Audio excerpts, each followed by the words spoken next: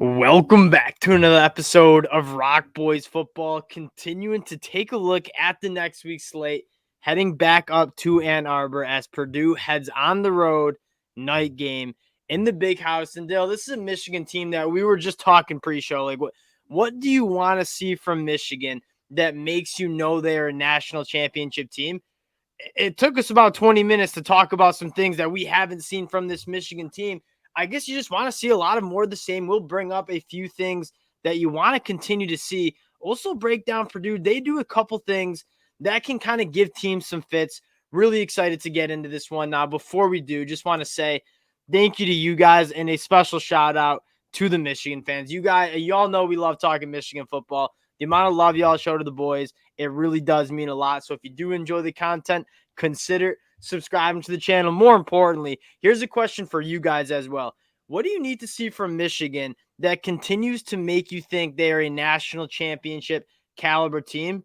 Dylan and I, we went 20 minutes trying to talk about what we want to see. Would love to hear from you guys. So let us know in the comment section. Dill, going to kick this one off too. Actually, Big Ten championship rematch here. Purdue coming to Ann Arbor. How we feeling here, brother?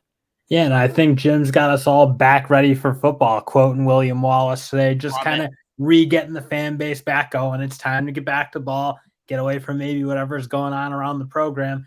And that's what I think I'm excited for, just because, like, watching this team this year has been as fun as I've had watching football, just beating the brakes off everyone they play, looking, I mean, damn near perfect in almost every game, with maybe the exception of Bowling Green and for a first half against Rutgers. But man, this team's so good. And you're right. It's like finding things like, oh, what haven't we seen yet? It's like, well, we've pretty much seen everything. They're just blowing the doors off. Hey, we just need more of the same. We just need more of the same. Let's start on offense. So looking at Purdue's defense, they give up 30 points per game. This is a solid defense. Ryan Walters wants to run that Illinois defense where they play tight man coverage. He doesn't quite have the guys yet. I think this Purdue defense will kind of increasingly improve as he continues to get his guys into that system. Bill, what I'm looking at most is this might be one of the better edge rushers that we see in Kydron Jenkins at Purdue at the tackle spot, especially a guy like Miles Hinton or Ladarius Henderson. Really excited to see what they can do against a pass rush that you look at Michigan, who we've played. We haven't seen a ton of elite pass rushers on the opposing side of the football. This might be the best test yet. That'll be my eyeballs are at is how are we handling a guy like Kydron Jenkins? Yeah, and that's been the one position that at times has looked shaky, and you've seen them now rotate in Hinton, Henderson, and Barnhart. It looks like it's going to be Henderson and Barnhart going forward. But the fact that they were rotating guys through and, again, giving up a little bit of pressure, especially looking back at that Rutgers game, that is maybe the one position of concern, if anything is. And this is a good chance to go prove it against, what you say, a guy who will look more like what Penn State will have or Ohio State or a team hopefully in the playoffs if Michigan happens to get there. We getting there, brother. We getting there. What I will say is we're really picking, like, we're being nitpicky here. Look at Ohio State would take either of these tackles in a heartbeat to start for them, and we're having a position battle at that tackle position. But again, like, you're talking about Michigan reaching their peak form, having the shirt up tackle play when you go see Ohio State edge rushers and Penn State edge rushers. That's something I'm keeping an eye on. You look at JJ McCarthy, like, just keep doing what you're doing, dude. Like, 77% completion percentage, 10.1 yards per pass. We have a top 5 explosive passing game in the whole entire country right now. You look at JJ's numbers pushing the ball downfield, and the haters last year, JJ can't throw the deep ball. 20 plus yards down the field. JJ's 22 of 33. That is better than most quarterbacks in the Big Ten's regular completion percentage. That's what JJ's doing down the field, 20 plus yards. One other, I guess, nitpicky thing is, can we see that game where the rushing attack explodes? Like, this was a unit that we kind of leaned on last year. It's been good. I mean, Blake Corum, Donovan Edwards, Kalel Mullings, they've been doing their thing. Can we see a game where we go for $190 or 250, something like that, where Blake Corum, Donovan Edwards, Kalel Mullings really explode? That's probably what I would love to see the most. Yeah, and that's been the one thing. They're grinding yards out on the ground for sure, and you're not seeing negative plays, and it's keeping them on schedule, and they're doing what they need to. But, yeah, you're right. The one thing we haven't seen is those big 50-plus yard runs or or those like explosive, right? Just the backbreakers, the ones that we had early in the third quarter against Penn State last year, the ones in the fourth quarter against Ohio State, the plays that just break the opposing team's back. And it's not like the run game's been bad. It's just Blake Corum, Donovan Edwards. They've been so close to hitting those big plays. We haven't seen it yet. I don't even need to be sold on our run game. I'd more like it just for the guys. Like, go hit a 70-yard one. Go take one to the house. Outside of that, on offense, want to see more of the same. This is a Purdue defense that's extremely gettable. Nebraska was able to move the ball on them last week. Taking a look at the other side of the ball, now, Purdue has some playmakers on offense. They can hit some explosive passing game. Hudson Card, a quality Big Ten quarterback. Deion Burks can hit some explosive plays at that wide receiver position. That being said, they really struggle to run the ball. They struggle to pass protect.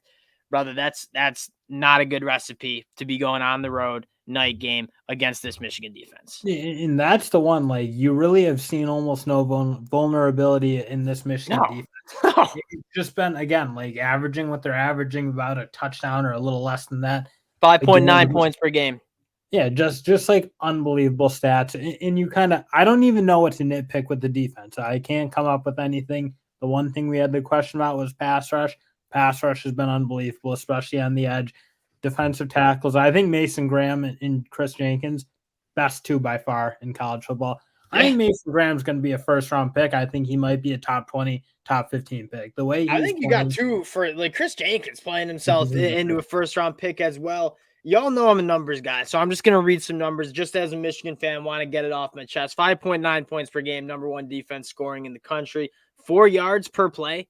That's number 3 in the country. Teams are only averaging 2.9 yards on the ground. That's number 9 in the country. You look at the secondary, a 54% completion percentage, 2 opposing quarterbacks. That's number 4. When you see a defense that's elite against the run, that's elite against the pass, has elite pass rushers, that is the special defense. That's exactly what we see. And looking at the pass rush, like, I know I updated you guys 2 weeks ago on this. All 4 of our edge rushers, McGregor, Derek Moore, Jalen Harrell, and I'm forgetting Josiah Stewart. Josiah Stewart's pass rush win rate, 25%. All 4 of them are over 18%. That is NFL draft numbers, and all 4 of them are producing at an absolutely insane level. And then you look, honestly, one of my favorite stories on this whole team is probably Mike Barrett and the way he's playing. Yes. Like, just a guy, again, you talk about, like, who feels like part of this rebuild, who is almost like identifies with this whole project. I see his dad tweeting support on all the time for Michigan. It just, like, the whole operation fires me up, and the way he's playing that sack fumble, just like, again, emerging into like a real quality high level starter. That's got me gassed up as anything we've got. Cause we kind of talked, like, last year, there were some moments where it was like, man, do we need a second linebacker? We straight up called him out at times last year, saying, he's like, taking that job.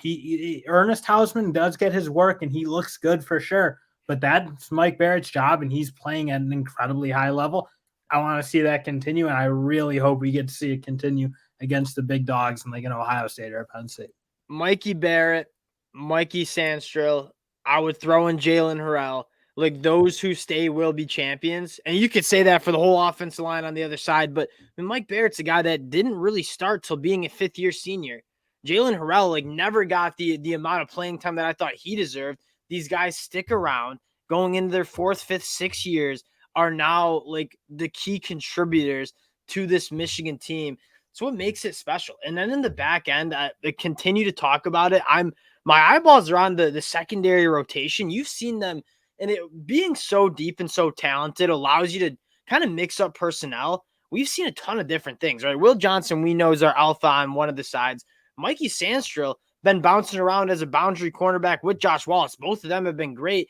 And it's been because we got to get Keon Sabb on the field, right? Makari Page, Rod Moore, you add Keon Sabb. When you have so much talent in the back end, and Jesse Minter just getting in his personnel bag, playing around with different personnel groupings. And quite frankly, nothing he's put on the field hasn't worked yet. Something's working because they're taking away the ball at a much higher clip too. I mean, that was another thing, like turning the football over. 100%. Now they're taking it away, especially getting interceptions, and everyone's kind of getting the mix. Rod Moore, Keon Sabb, Will Johnson, Kenny Sanders, Grant. everyone's doing it. Kenny Grant for sure. So it's just like, again, such a dynamic defense, so difficult to handle. And I think you're right. That depth and that added like firepower, I think, with guys like Keon Sabb emerging, it's been huge. And I think it's allowed Jesse Minter to play a little more creative instead of, again, last year they did pretty much start the unit they started. And that's secondary. No one really interchanged in and out. And now you do get to roll a little more deeper of a package, if you will, or play a little different and confuse teams. And I don't know, something's working. I like it. It is. And then, like, I think one last note I'll make is third year in this defensive scheme, right? Going back to that first year with Mike McDonald. I was going to call him Mike McDaniel. Mike McDonald in 2021, you saw some growing pains. Jesse Minter comes in and you see them play a little bit more comfortable in this new scheme. This third year, like, everyone knows their job. Everyone's in the right place at the right time, creating turnovers, creating havoc. This is a Purdue team that, again, I believe in Ryan Walters building this program up. But right now, from a firepower standpoint, it really would take Michigan to lay an extreme egg for this game to really even be close. And we haven't seen Michigan even waver in their performance. This team is laser focused. It's locked in. Night game, Ann Arbor. They're excited to kind of just get on the football field and block out the noise and just go win a football game. Really excited for this one. Again, Michigan fans, can't thank you guys enough for rocking with the boys. We love talking this team. We'll come back, break down what we saw after the game. Appreciate y'all rocking with us. Again, if you do enjoy the content, consider subscribing to the channel, and we'll talk to y'all later.